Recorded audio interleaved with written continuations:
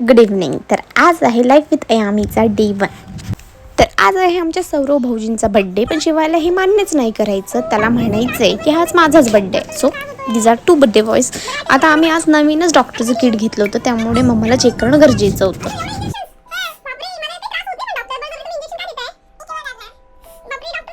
Injection घेतल्यानंतर आम्ही सगळी फॅमिली निघालो हॉटेलला. आज जायचं कुठे तर फायनली आम्ही पोहोचलो रॅझलला. काकांचा बड्डे रॅझल या हॉटेलला सेलिब्रेट करायचं शेवटी असं ठरलं. सौरव काकांचा बड्डे हे माहीत असूनही आम्हाला हॅपी बर्थडे टू यू शिवायच म्हणावं लागलं, कारण नाही तर आम्हाला शिक्षा झाली असती ना. आमचे काका काकूंच्या शोधात इतक्या विचारात गुंगले होते की ते अक्षरशः चंद्रावर पोहोचले. त्यांचं लक्ष चंद्रावर गेलं की माझी बायको चंद्रावर मिळायची की काय.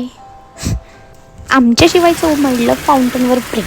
खूप वेळ पाणी पिऊन झाला तर आम्ही निघालो घरी. त्याच पद्धती